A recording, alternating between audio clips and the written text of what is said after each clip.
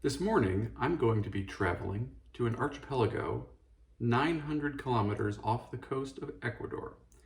But don't worry, I'm not going to be leaving my apartment. That's right, it's the Galapagos Islands, home of giant tortoises, the finches that let Charles Darwin discover the theory of evolution, and coffee. It's episode 1 of Rob's Coffee Journeys.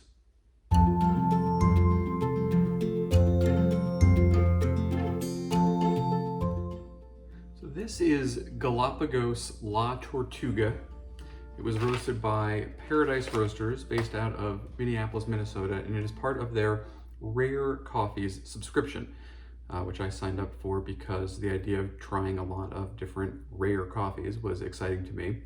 And this is one of the ones that is a rare origin. There are other ones where it's a rare variety, that sort of thing, but this one, you don't see a lot of coffee from the Galapagos Islands. Now, of course, Galapagos Islands belong to Ecuador, and you do see a fair amount of Ecuadorian coffee. That's not surprising, but Galapagos Islands, it's a national park, national reserve.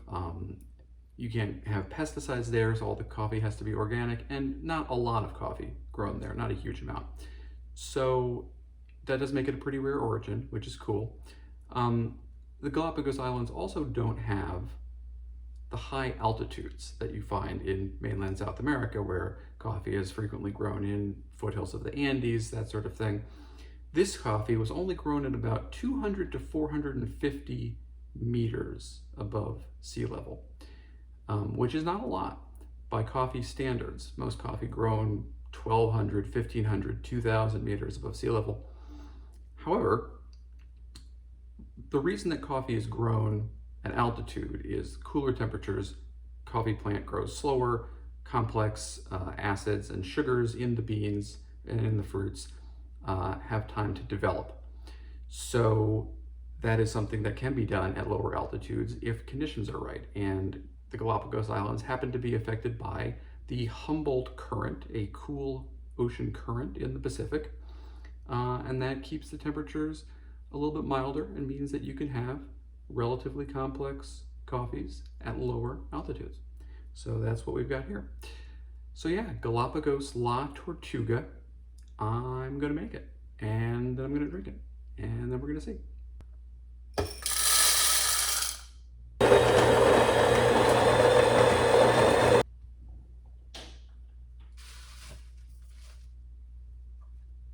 While I'm waiting for the water to boil behind me, just a little bit more about this coffee specifically.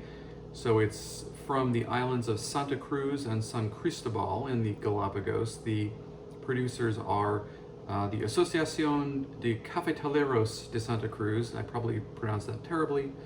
My apologies. The varietals involved are Typica, Bourbon, and Caturra. So very classic varieties of coffee. Typica and Bourbon, the first two that made it out of Yemen as Arabica, and then Caturra, about a century-old natural mutation of the bourbon plant from Brazil. So plenty of good coffee coming.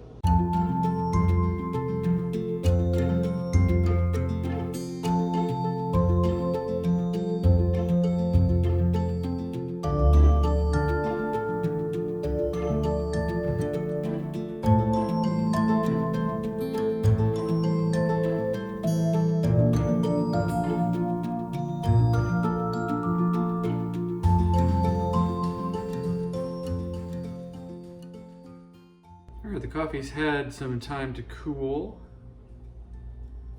so let's try it out.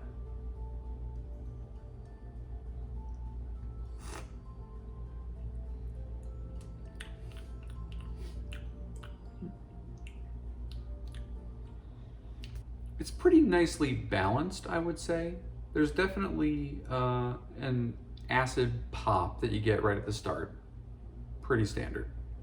More common that you get more acid in the higher elevation coffees. Of course, I talked about how the acids can develop in the lower elevation coffees, but nevertheless, a little less common to see that nice hit of the acid, the brightness in the lower elevation coffees. So it's good that that's there. That's what you are expecting out of a high quality Arabica.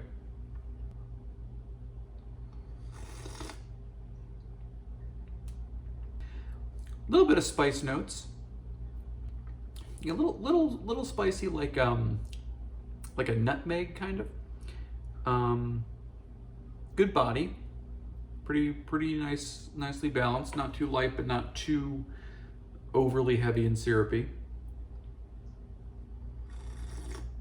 A little bit of toastiness, but not. This is a light roast, so it's not roasty flavored. It's an actual kind of toast note. But not, toastiness can be a problem in coffee. Like you're just kind of tasting the roast, you're not tasting the bean, but there are coffee beans that provide that sort of toasted, frequently toasted nut is kind of the comparison, which is probably what I would go with here. And they did note that on the bag. They said toasted nuts in the aroma. I'm definitely picking up some of that, kind of like a toasted almond maybe.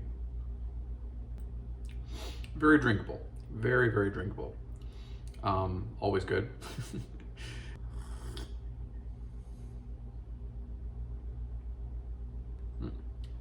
Yep. Yeah, that is quite nice. Nice cup of coffee. Not the single most complex cup of coffee I've ever had, and I like a lot of different flavors too. But what's here is very nice and smooth, very drinkable, good flavors. So nothing that is kind of, because sometimes you'll get a bunch of good flavors and then there'll be some like off-putting notes that emerge, something kind of vegetal, which I don't love in coffee anyway. Not getting any of that here. You get kind of that little toastiness, but nothing too over roasted. It's smooth. It's got a little bit of butteriness to it. That little bit of kind of, again, sort of like a nutmeg sort of spice. But yeah, nice balance, nice body, nice flavors. A winner all around in my book.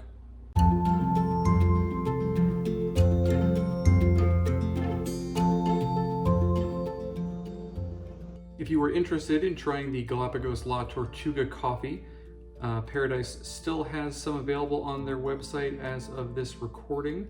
ParadiseRoasters.com. It probably will not last super long, because I doubt they have a lot of it, since it was included in the rare coffee subscription.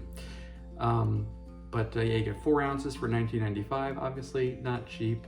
These rare coffees typically aren't, but that for me is a reasonable price to pay for a high quality, fairly rare coffee product. So if that interests you, that is available. I'll put a link in the description. I do have a referral code that you can use to get free shipping because I have an account at Paradise. So yeah, feel free to check that out. They are one of my favorite roasters. So yeah, give them a whirl. That's it for this episode of Rob's Coffee Journeys. We will return in the future. We'll see what else Paradise has from the rare coffee subscription that I might want to try out on this channel. I'm also working on something called the American Coffee Project, where I'm trying coffee from roasters from all 50 states plus the District of Columbia. And DC is actually currently the roaster that I'm on. So that I'm trying Lost Sock coffee roasters from DC. I'll probably do one of their coffees on this channel at some point in the near future, so keep your eyes open for that if you're interested.